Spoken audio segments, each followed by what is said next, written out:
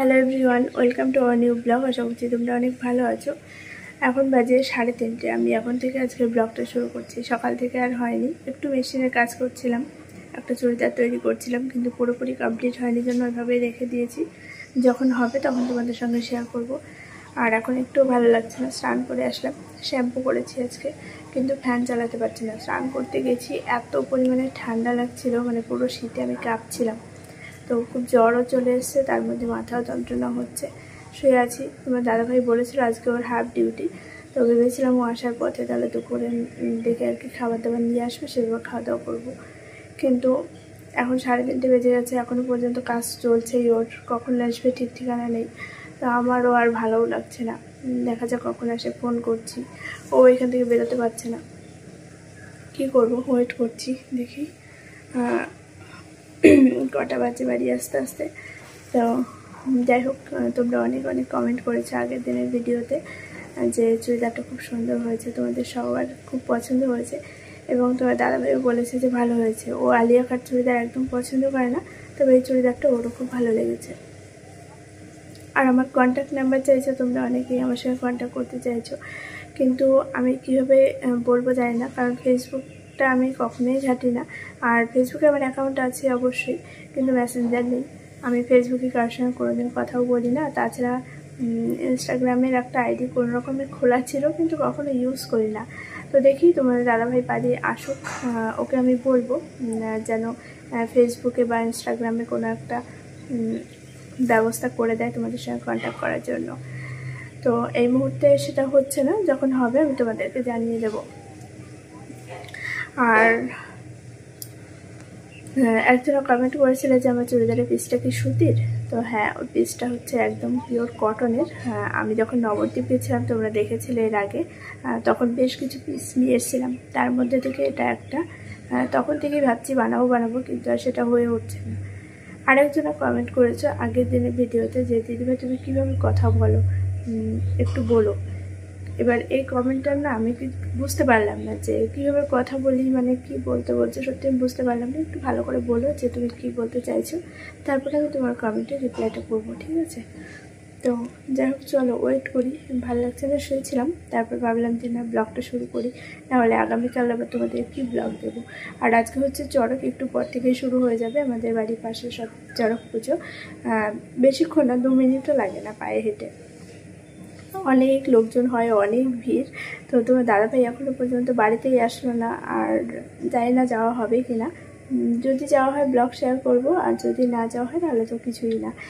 তবে যদি যাই তোমাদের সঙ্গে শেয়ার করার জন্যই যাব, তাছাড়া ইচ্ছে নেই, একদমই ভালো লাগছে না। তবে দেখা যাক, পরিস্থিতির উপর সব কিছু ডিপেন্ড করছে। আর ও বাড়ি থেকেও আর কি দাদা ফোন করেছিল যাওয়ার জন্য। ও হ্যাঁ, আরেকজন কমেন্ট করেছে যে আমরা কয় ভাই বোন, আমার একটা দাদা আছে, ঠিক আছে? আমার দাদা আর আমি এক ভাই এক বোন। তো দাদা ফোন করেছিল আজকে ওখানে যাবো কি না, না বলে দিলাম, মানে এখন আর যাওয়া সম্ভব নয়। একটু পরেই আর কি এদিকেই, আমাদের এইদিকেই সব চড়ক শুরু হয়ে যাবে, পুজো শুরু হয়ে যাবে। তো ওই জন্য বলে দিলাম যে না, যাবো না। চুলটা প্রচণ্ড ভিজা, তাই জন্য চুলটা আঁচড়াতেও পারছে না, একটু শুকিয়ে যাবে তারপর চুলটা আঁচড়াবো। সঙ্গে দেখো, পুরো ব্লগটা একদম এন্ড অবধি দেখো। আজ হচ্ছে বৈশাখের 2 তারিখ, পয়লা বৈশাখে আছে। চড়ক পুজোর দিনে কোনো রকম ভিডিও করতে পারিনি। প্রথমে তোমরা দেখলে ভিডিও শুরুতেই একটা ভিডিও ক্লিপ, সেটা হচ্ছে চড়ক পুজোর দিনে। ভেবেছিলাম ভিডিওটা শুরু করব এবং চড়ক পুজোর কিছু ভিডিও ক্লিপ তোমাদের সঙ্গে শেয়ার করবো। তোমার দাদাভাই কাজের থেকে ফেরার পর আমরা দুজনে একটু বেরোবো। আমাদের বাড়ির পাশে খুব বড় সড়ো চড়ক হয়, অনেক লোকজন, একটা মেলা মতন হয়, কিন্তু যাওয়া হয়নি। পরিস্থিতি এমনই, সম্ভব না, মানে শরীর মন কোনো কিছুই চায় না। তো সেই পরিস্থিতিতে বাড়ি থেকে বেরোতে পারিনি। এবং পরের দিন হচ্ছে পয়লা বৈশাখ। ভেবেছিলাম বছরের প্রথম দিনটা একটু অন্যরকম ভাবেই কাটুক, তারপর যা হয় হবে। তো না, সেই দিনটাই সবকিছু পরিবর্তন হয়ে গেল, যেটা কখনো ভাবিনি, যে এটার জন্য কোনো সময় তৈরি ছিলাম না। সবকিছু মানে ভেঙে চুরমার হয়ে গেল। শারীরিক এবং মানসিক দিক থেকে পুরো বিগ জিরো হয়ে গেছি। কোনো কিছু ঠিক নেই, শরীর মন কোনো কিছুই ভালো লাগছে না। এবং আজকে হচ্ছে বৈশাখের 2 তারিখ, সকাল থেকে এখনো পর্যন্ত খাওয়া দাওয়া কিছুই নেই, ভালো লাগছে না, কোনো কিছু ভালো লাগছে না। আর তোমাদের সঙ্গে সেরকম কথা শেয়ার করতে পারছি না, কোনো কিছু বোঝাতে পারছি না, কোনো কিছু বলতে পারছি না। তোমরাও আমাকে অন্যভাবে অনেকভাবে কমেন্ট করছো, বাট কিছু করার নেই আমার, বিশ্বাস করো। তবে আজকে আমি কিছু কিছু কথা তোমাদের সঙ্গে অবশ্যই শেয়ার করব। আর একটা সত্যি কথা কি বলতো, টাকাই মানুষকে যেমন বাঁচিয়ে রাখে, টাকাই কিন্তু মানুষকে ধ্বংস করে দেয়। মানুষের টাকা থাকলে মনে অনেক শক্তি আসে, মনে অনেক জোর পাওয়া যায়, শারীরিক মানসিক দিক থেকে অনেকটাই সাহস জোগানো যায়। তো আমার বাবারও যেরকম অর্থনৈতিক অবস্থা দুর্বল, আমার হাজবেন্ডেরও বড়সড় ইনকাম নেই বা বড়সড় চাকরি করে না যেখান থেকে বেশ কিছু টাকা আসবে।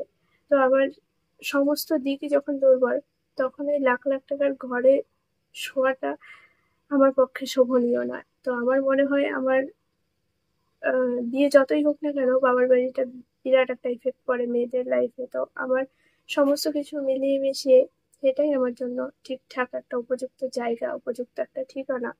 বর্তমানে এটাই আমার স্থায়ী ঠিকানা, আশা করি আমি বলতে পারবো।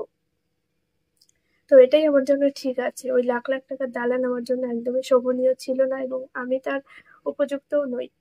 তো ভগবান যদি সহায় থাকে, তোমরা যদি আমার সঙ্গে থাকো, অবশ্যই আমি নিজের পায়ে দাঁড়াতে পারবো। এবং একদম জিরো থেকে আমরা শুরু করছি, আর সমস্ত কিছু সাক্ষী তোমরা। তো আশা করছি একটু সময় পেলে সবটা গুছিয়ে উঠতে পারবো।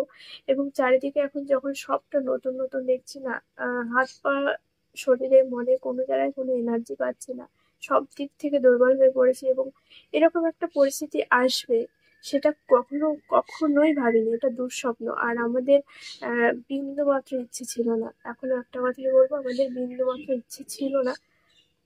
তবে পরিস্থিতি এমন, কিছু করার নেই। বলি, আমার বিয়ের আগের কিছু ঘটনা আমি তোমাদের সঙ্গে শেয়ার করবো, আমার বাবার বাড়ির কিছু ঘটনা। বর্তমানে আমার বাবার বাড়ির অবস্থা ভালো নয়, আর অর্থনৈতিক অবস্থা থেকে আমার বাবা অনেকটাই দুর্বল। তো কোনো রকমে খাওয়া দাওয়া করে সংসার চলছে আর কি। তো ছোটবেলা থেকে দেখে এসেছি আমাদের জয়েন্ট ফ্যামিলি, আমাদের বাড়িতে প্রচুর লোকজন। আমার বাবারা 6 ভাই। তো কাকারা তো প্রথমে বিয়ে করেনি আর কি, পরে বিয়ে করেছে। আমি যখন বড় হয়েছি, যখন আমি ক্লাস 10-এ পড়ি, তখন থেকে সব, 8-এ পড়ি, তখন থেকে সব কাকাদের বিয়ে হয়। তো আমার মা আর মেজো কাকিমা ছিল, ছোট থেকেই দেখে এসেছি তাদের সঙ্গে বন্ডিং কত ভালো, আমার কাকা বাবা সবার সঙ্গে বন্ডিং কত ভালো।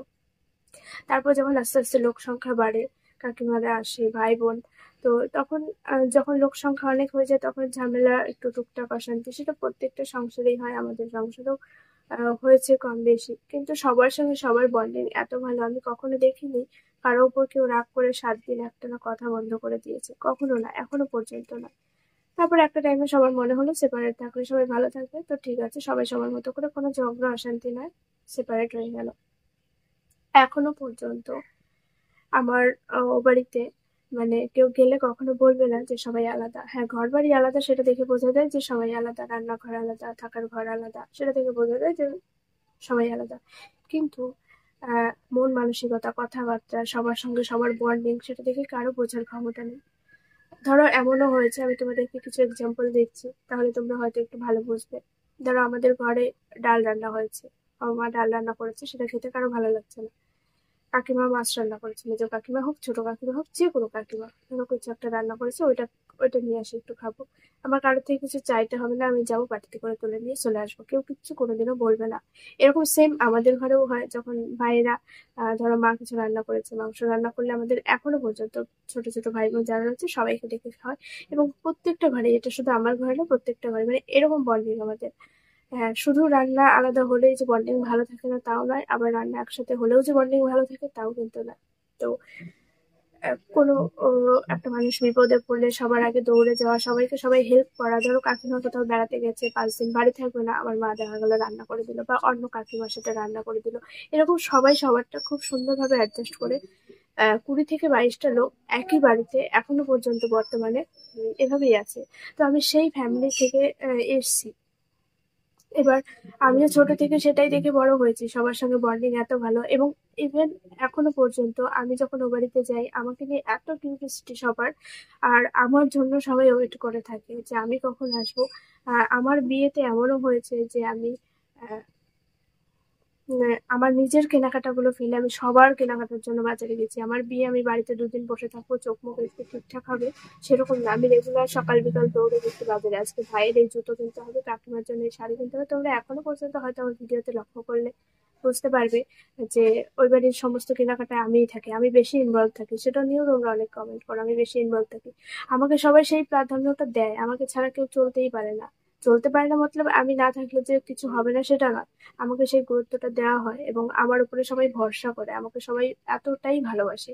তোমার দাদা ভাইও ওই বাড়িতে গেলে মানে ওকে আমি খুঁজে পাই না, যে ও যে আমাদের ঘরে বসে থাকবে বা আমাদের পাশে থাকবে ওরকম না। ওকে আমার খুঁজতে হয় রীতিমতো, কোন কাকার ঘরে আছে, কোন কাকিমার ঘরে আছে। ওকে দেখা গেলো মা ভাত বেড়ে বসে আছে, ও অন্য ঘরে ওর খাওয়া হয়ে গেছে, মানে ওখানে খাওয়া হয়ে গেছে, এরকমটা। তো ওকেও যেরকম প্রাধান্য দেওয়া হয় আমাকেও দেওয়া হয়, এবং আমাদের বাড়ির সবার সঙ্গে সবার বন্ডিংটাই এরকম, ঠিক আছে? তো সেই জায়গা থেকে আমি উঠে এসেছি এবং আমি ছোট থেকে সেইভাবে দেখে বড় হয়েছে যে জয়েন্ট ফ্যামিলি, একান্নবর্তী ফ্যামিলিতে কতটা ভালো থাকা যায়, কতটা হ্যাপি থাকা যায়। প্রবলেমও আছে এবং তার পজিটিভ দিকও আছে, তো পজিটিভ দিকটাই বেশি একসঙ্গে থাকতে গেলে, ভালো থাকতে গেলে। তো সেখান থেকে আজকে বর্তমানে আমি যে পর্যায়ে দাঁড়িয়ে আছি, আমার এটা ভেবে খুব খারাপ লাগছে যে আমি পারলাম না। আমি ওইখান থেকে এসেও আমি আহ, পারলাম না, মানে আমি ব্যর্থ, এটা আমার ব্যর্থতা যে আমি পারিনি। আর এটা যখনই ভাবছি না, তখনই বুকের ভেতরটা কেমন যেন করছে। আর প্রথমেই তোমাদেরকে বললাম যে শারীরিক মানসিক দিক থেকে এতটা দুর্বল। আমার বর্তমান পরিস্থিতি এখন এরকম যে আমি ও বাড়িতে গিয়ে না মন খুলে একটা কথা বলতে পারছি। আমার বাবার শারীরিক কন্ডিশন তোমরা সবটাই জানো। আমি সেখানে গিয়ে কাউকে ক্লিয়ার করে কোনো কথা বলতে পারছি না, সব সময় বাবাকে এড়িয়ে কথা বলতে হচ্ছে। তারপর আগে পর্যন্ত আমি কিচ্ছু বলিনি, কালকে আমি সবাইকে জানিয়েছি বাড়িতে। এটা তো জানাতেই হবে তাই না, আমি বর্তমানে এই অবস্থায় আছি, এতদিনের প্রবলেম আমি কখনো কিছু বলিনি। কিন্তু কালকে যখন সবটা ক্লিয়ার হয়ে যায়, বছরের প্রথম দিন, আমাকে এরকম একটা খবর আমার বাড়িতে গিয়ে জানাতে হচ্ছে।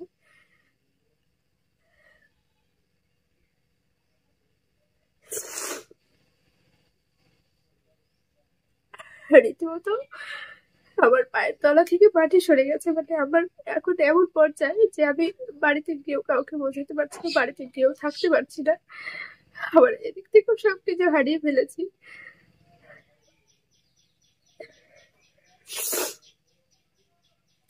আমাকে কেউ কখনো বোঝার চেষ্টা করলো না যে আমিও একটা মানুষ, আমারও মন বলে কিছু আছে, আমিও কিছু চাই। কিন্তু সবার চিন্তা ভাবনাটা অন্যরকম, আমাকে নিয়ে সবার এত বেশি নেগেটিভ চিন্তা ভাবনা, যে কারণে আমার পজিটিভ গুলো কেউ কখনো চোখেই দেখলো না। মনের মধ্যে অনেক কথাই ঘুরপাক খাচ্ছে, কিন্তু সবকিছু গুছিয়ে বলে উঠতে পারছি না। আশা করি আমার ডেইলি ব্লগ দেখতে দেখতে তোমরা সবটাই জানতে পারবে। সব কথা একটা ভিডিওর মধ্যে ভেবে গুছিয়ে বলা তো যায় না। তো যাই হোক, একটা কথা ক্লিয়ার করি, যেটা হচ্ছে এই যে পেছনে ব্যাকগ্রাউন্ড দেখে তোমরা বুঝতে পারছো খাটটা আমার আছে এবং আমার সমস্ত জিনিসপত্র এই টিনের ঘরেই শিফট করা হয়েছে, শুধু ব্যাকগ্রাউন্ডটা চেঞ্জ হয়ে জন্য আর কি বলছি। তো এখন থেকে তোমরা এরকমই ব্লগ দেখতে পাবে। আশা করি এটাই আমার স্থায়ী ঠিকানা হলো। মেয়েদেরকে অনেক কিছু ফেস করতে হয়, অনেক কিছু। যখন বিয়ের আগে বাবার বাড়িতে কাটিয়েছি, তখন সেখানকার জীবনটা ছিল অন্যরকম। বিয়ের পর শ্বশুর বাড়িতে এসে যখন প্রথম পা রাখলাম, তখনকার জীবনটা পুরো আলাদা। আবার যখন সেই জায়গা থেকে নতুন করে আবার আলাদা একটা জায়গায় শিফট হতে হয়, আলাদা করে সবকিছু শুরু করতে হয়, সেটা আবার নতুন করে সবটা শুরু হওয়া। তো আশা করি এটাই আমার স্থায়ী ঠিকানা হলো। এতদিন পর্যন্ত কোনো কিছু আমার স্থায়ী বলে কিছু ছিল না। আমি বিয়ের আগেও বহুবার শুনেছি, যখন আমাদের এই রিলেশনটা নিয়ে একটা ফ্যামিলিগত প্রবলেম চলছিল, বিয়ে বিয়ে ব্যাপারটা নিয়ে, তো তখন থেকেই শুনেছি বাড়িতে ঘর দিতে হবে, তারপর বিয়ে দিতে হবে। তো তারপর লাখ লাখ টাকা খরচা করে ঘর হলো, আর এই লাখ লাখ টাকা খরচা করে ঘর হওয়াটাই আমার জীবনের বড় কাল হয়ে দাঁড়িয়েছে। আশা করি এই কথাটা এর আগেও তোমরা ভিডিওতে অনেকবার শুনেছো যে লাখ লাখ টাকা খরচা করে ঘর দেওয়া হয়েছে। তো সেই থেকেই প্রবলেম শুরু, ঠিক আছে? আর আমার মনে হয় যদি এতটা না হতো, এই যে লাখ লাখ টাকা খরচা করে ঘর জিনিসটা যদি না হতো, তাহলে হয়তো প্রবলেম হতো না। তো বিয়ের পর যখন প্রথম এসে পাটা রাখলাম, সেই ঘরেই উঠেছি, সেই ঘরেই 3.5 বছর পার করেছি। আজকে যখন সেই ঘর থেকে বেরিয়ে এসেছি, বছরের প্রথম দিন, পুরো মনে হচ্ছে সবটা উল্টো পাল্টা হয়ে গেল। এবং সেই যে কষ্ট, সেই যে বুক ফাটা কষ্ট, সেটা আমি কাউকে বোঝাতে পারছি না। আর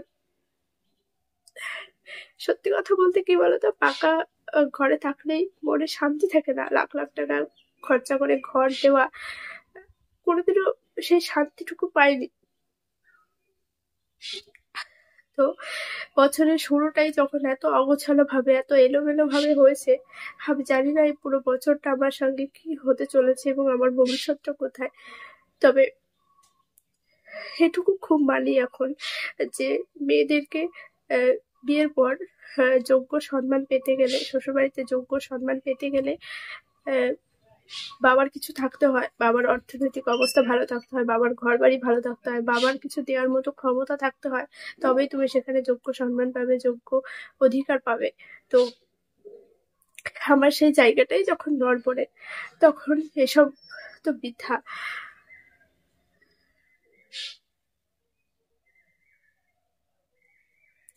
আমি জানি না আমি তোমাদেরকে বোঝাতে পারছি কিনা, তবে এটাই আমার এখন স্থায়ী ঠিকানা। তোমরা এরপর থেকে আমার এরকমই লাইফস্টাইল দেখতে পাবে। আর নতুন বছর থেকে একদম শুধু হাত পা নিয়ে নতুন করে সবকিছু শুরু করব। তবে একটু সময় লাগবে। সবকিছু চারিদিকে নতুন, ঘরে শুয়েও না যখন উপরের দিকে তাকাচ্ছি সবটা নতুন। আজকে হচ্ছে বৈশাখ মাসের 2 তারিখ, এখন বাজে হচ্ছে ঠিক সকাল 9টা। আমি এখন ভিডিওটা করতে বসেছি। এখনো পর্যন্ত আমার ঘরে ওয়াইফাইটা লাগানো হয়নি। ওয়াইফাইটা লাগাতে আসবে, তোমার দাদাভাই ফোন করে দিয়েছে। আর ও সকালবেলা উঠে কাজে চলে গেছে। আমি আজকেও রান্না বান্না কিছুই করিনি, কারণ এগুলো সব অ্যারেঞ্জ করতে আমার তো একটু সময় লাগবে, তাই না?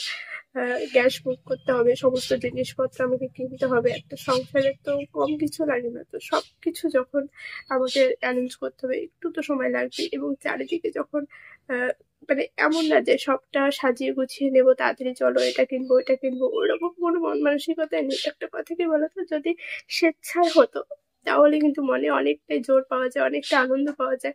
তখন সবকিছু নিঃস্ব মনে হচ্ছে। আমার না বাবার বাড়ির দিক থেকে কোনো সাপোর্ট আমি এখন পাবো। বাবা যদি সুস্থ থাকতো তাহলে মনে অনেকটাই জোর পেতাম। এবার সেই জায়গাটাও যখন আমার নড়বড়ে হয়ে গেছে, তখন আমি সবকিছুই হারিয়ে ফেলেছি।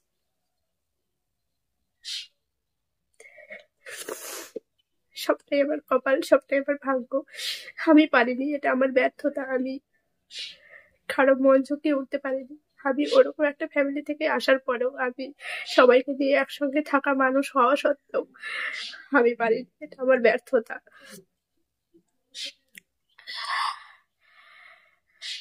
আমি এই নিয়ে কোনো কথাও বলতে পারছি না, আর বলতে চাইও না। তবে তোমরা আমার পাশে থেকো। আজকের পর থেকেই তোমরা অন্য রকমের ব্লগ দেখতে পাবে। আমরা দুটো মানুষ কিভাবে কাটাচ্ছি, কিভাবে আছি, পুরো সেই জিনিসগুলো তোমরা ভিডিওতে দেখতে পাবে। আমি কখনো চাইনি যে এভাবে আমাকে থাকতে হবে।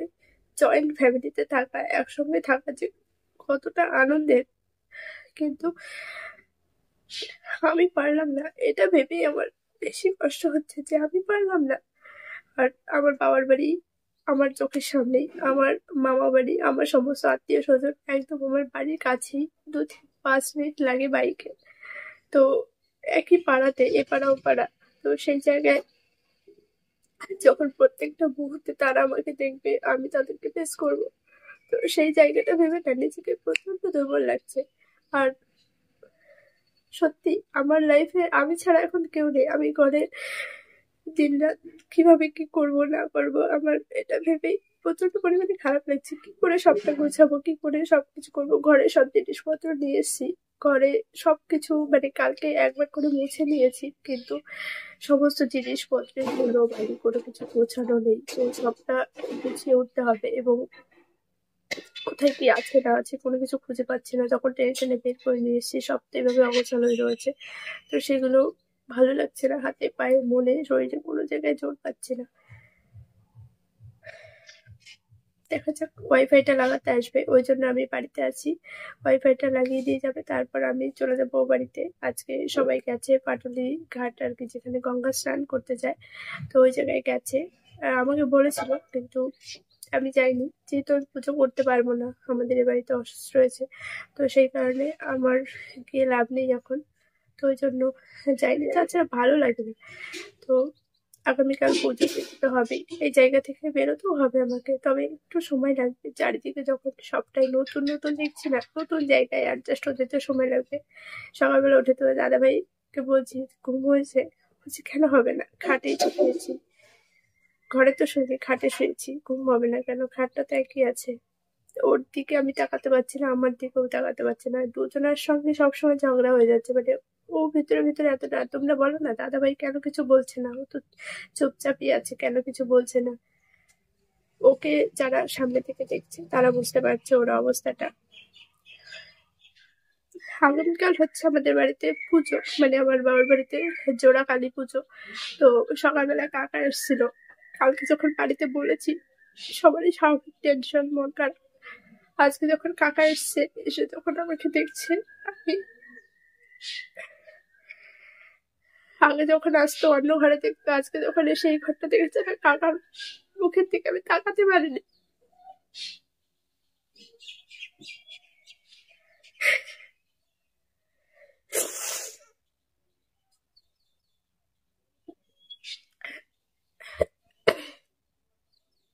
কাকাকে বললাম কাকা ঘরে এসো, আসলো না, বাইরে থেকে বলে চলে যাচ্ছে।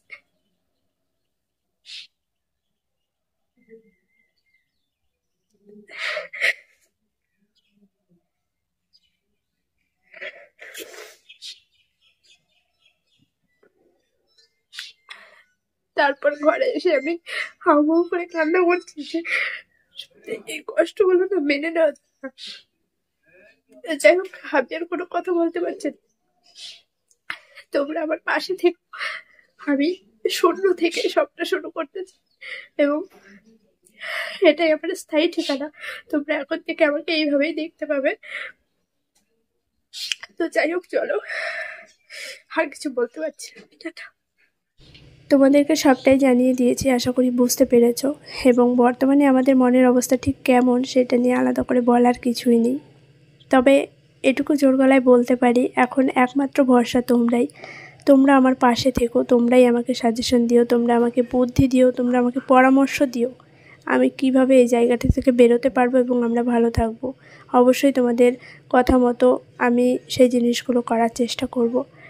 আজকে হচ্ছে বছরের প্রথম দিন, শুভ নববর্ষ জানাই সকলকে। সত্যি আজকের দিনটা আমার জন্য ভীষণই শুভ। আমি কখনোই ভাবতে পারিনি বছরের শুরুটাই এরকমভাবে হতে পারে। গতকাল সারা রাত একটুও ঘুমাতে পারিনি, শুধু এপাশ এপাশ এপাশ ওপাশ, আর শুধু তাকিয়ে দেখে গেছি আজকের রাতটাই এখানে শেষ রাত। বছর শেষ, আমিও শেষ। কালকে থেকে শুরু হবে নতুন জায়গায় নতুন জার্নি, নতুন করে পথ চলা। আজকে লাস্ট বারের মতো একটু ভিডিও ক্লিপ তুলে নিলাম। তোমরা অনেকবার আমার হোম ট্যুর ভিডিও চেয়েছো, ভেবেছি সব কিছু আস্তে আস্তে গুছিয়ে উঠি, ঘরটাকে সুন্দর করে সাজাই, তারপর তোমাদের সঙ্গে রুম শেয়ার করব আমার বেডরুমটা কেমন। কিন্তু সেই সময় সুযোগ কোনো দিন হলো না, আর কোনো দিন হবেও না। তাই লাস্ট বারের মতো এই স্মৃতি হিসাবে এতটুকু আমার কাছে রেখে যাচ্ছি, এবং তোমাদের সঙ্গেও শেয়ার করে দিলাম আমার রুম ট্যুর ভিডিও। যাই হোক, খুব খারাপ লাগছে বিয়ের পর সেই 3.5 বছর এই ঘরে কাটানো। আজকে যখন বছরের শুরুতে এই ঘর থেকে বেরিয়ে যাচ্ছি, বুকটা ফেটে যাচ্ছে। এখন যখন ভিডিওটা দেখছি তখনও প্রচণ্ড খারাপ লাগছে, কিন্তু এটাই বাস্তব। শুধু এই ফ্যানটাই নিয়ে যাচ্ছি, কারণ আমাদের ওই ঘরে হচ্ছে দুটো আর কি পার্টিশন করা রয়েছে, দুটো রুম, সেখানে থেকে একটা ফ্যান এর আগে খোলা হয়েছিল, তো ওই ঘরে আমার ফ্যান লাগবে। আর এখন গরমের সময় টিনের ঘরে কতটা কষ্ট হবে দিনের বেলায়, সেটা তোমরাও খুব ভালো করেই বুঝবে। তো সেই কারণে তোমার দাদাভাই বলেছে যে ফ্যানটা শুধু আমি নেব, তো ফ্যানটা নিয়েছে। আর এগুলো একটা একটা করে বের করছি আর ভাবছি কিভাবে গুছিয়ে নেব, কিভাবে নেব। এত কিছু একটা ঘরে কম জিনিস থাকে বলো, তো সব কিছু গোছাতে, সব কিছু বের করতে অনেকটা সময় লেগেছে। সারাটা দিন আমরা দুটো মানুষ, আরও দুজনা ছিল আমাদের সঙ্গে। সবসময় এটা মানি, জীবনে চলতে গেলে কম বেশি ধাক্কা সহ্য করতে হয়। লাইফে ভালো খারাপ সবসময়ই আসে। তবে জীবনে দুটো বড় ধাক্কা খেলাম খুব অল্প সময়ের মধ্যে। 1 মাসও হয়নি বাবার ওরকম একটা অ্যাক্সিডেন্ট, আর ঠিক তার মধ্যেই আমার নিজের সঙ্গে ঘটে যাওয়া এত বড় একটা অ্যাক্সিডেন্ট। এই দুটো ধাক্কা সামলে আমি কবে উঠতে পারবো সত্যি আমার জানা নেই। তবে প্রচণ্ড পরিমাণে ভেঙে পড়েছি শারীরিক এবং মানসিক দিক থেকে। এতটা উইক হয়ে পড়িনি কখনোই আমি, কারণ আমার নিজে অনেকটাই আমি শক্ত, তার মধ্যে থেকেও এইভাবে চলতে হচ্ছে। ইভেন প্রচুর রকমের কথা আমার কানে আসছে যেগুলো আমি বলতেই চাইছি না। যাই হোক, যারা আমার ভালো কোনো দিকই খুঁজে পায় না তারা তো আমাকে নিয়ে নেগেটিভ কথা বলবেই, এটাই স্বাভাবিক। তো এটাই আমাদের এখন পার্মানেন্ট ঠিকানা। তোমরা এরপর থেকে এই ঘরেই আমার সমস্ত কিছু দেখতে পাবে। তো এই ঘরেই সব কিছু শিফট করা হবে। তার আগে ভাবছি ঘরটাকে ভালো করে একটু জল দিয়ে ধুয়ে মুছে নিয়ে তারপরে সব জিনিসপত্র ঢুকাবো। যদিও বা সব জিনিসপত্র আনার পরে আবারও ঘর আমাকে মুছতে হয়েছে, কারণ বারবার এটা ওটা আনতে হয়েছে, ধুলো বালি, তো তার মধ্যেও আমাকে অনেকবার মুছতে হয়েছে, ঝাড় দিতে হয়েছে। তবুও একবার ভালো করে ধুয়ে নিলাম। জিনিসপত্র সরিয়ে তো আর সবসময়ভাবে ধোয়া যাবে না।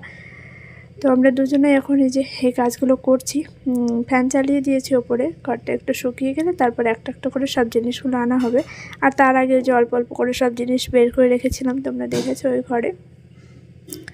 তো যাই হোক, কী আর বলবো বলো, কিচ্ছু বলার নেই।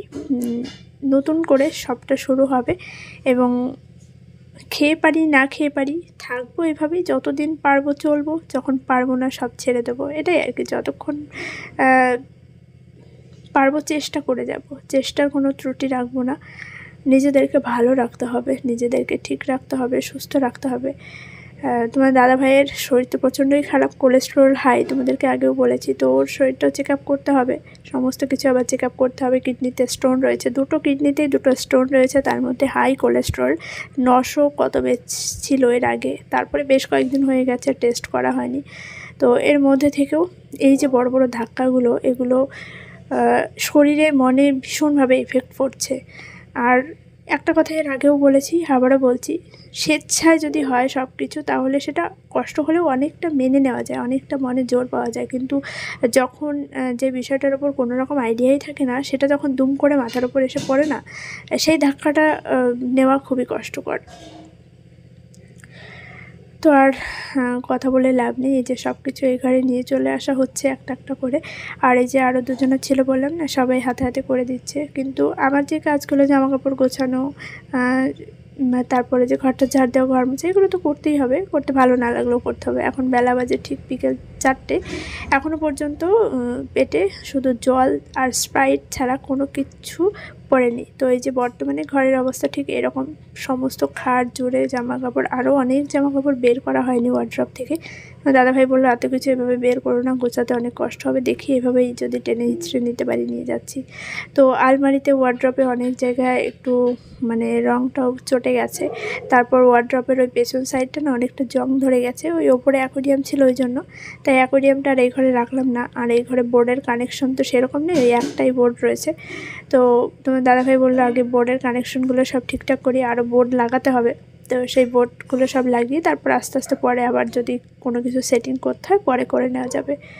তো এখন 3:30-এর ওপরে বাজে। ও বলছে তুমি আর আমাকে কিচ্ছু করতে বলো না, আমার হাত পা কোনো কিছু আর চলছে না, আমার শরীর আর পারছে না। তো ওই যে বসে আছে, দেখো শুধু মাথাটুকু দেখা যাচ্ছে। তো বসে আছে, আর এই যে আমি টুকটুক করে সব কাজগুলো একটু গুছিয়ে নিচ্ছি। তারপর স্নান করে, ও বাড়ি থেকে বারবার ফোন আসছে, কিন্তু ও বাড়িতে এখন আর ঢুকবো না, সোজা চলে যাবো একটু বাজারের দিকে। বাজারে একটু টুকিটাকি কেনাকাটা রয়েছে, সব কিছু আস্তে আস্তে গুছিয়ে নিতে হবে, ওই জন্যই আর কি একটু বাজারের দিকে যাবো। আর সেখান থেকেই খাওয়া দাওয়া করে আসবো। আজকে আর ও বাড়িতে গিয়ে সেভাবে কোনো কিছু বলবো না, তবে বাড়ি আসার পথে আর কি যাবো। তো এই আর কি, চলো সব টুকটাক করে গুছিয়ে নিই। অনেক কথা বলে ফেলেছি, আর আজকের ভিডিওটাও অনেকটাই বড় হয়ে গেছে। আমি চাইনি এই সব বিষয়গুলো নিয়ে রেগুলার মানে তোমাদের সঙ্গে একটু একটু করে শেয়ার করবো বা কিছু, সব কিছু একটা ভিডিওর মধ্যে ক্লিয়ার করে দিলাম, তাই ভিডিওটা একটু বড় হয়ে গেল। আর এই যে কাকিমাও এসেছিলো, কি বলবো, এসব কথা আর কিছু বলার নেই। তো কাকিমার সঙ্গে একটু কথা বলছিলাম, তোমার দাদাভাই ওদিক কথা বলছিল, তো বলছিল ভাত খাওয়ার কথা, কিন্তু না থাক। তো যাই হোক, চলো সব কাজ করি। আর একটাই কথা তোমাদেরকে বারবার বলছি, তোমরাই এখন একমাত্র ভরসা আমার। তোমরা আমার পাশে থেকো, তোমরা আমার মনের জোর দিও। আমি নিজেই ভেঙে পড়ছি, জানো তো। তোমার দাদাভাইকে আমি কি বোঝাবো, আমাকেই ও বারবার বুঝিয়ে যাচ্ছে যে তুমি এত ভেঙে পড়লে, তুমি এত কান্না করলে আমি নিজেকে কী করে ঠিক রাখবো বলো। এই তো।